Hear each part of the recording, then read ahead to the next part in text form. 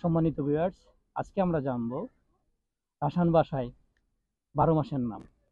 আমি বাংলায় বলবো, রুস্কিতে মাসুদ মির্জা উনি উচ্চারণ করবেন। আমার সাথে আছেন মাসুদ মির্জা। আপনি রেডি? বলুন।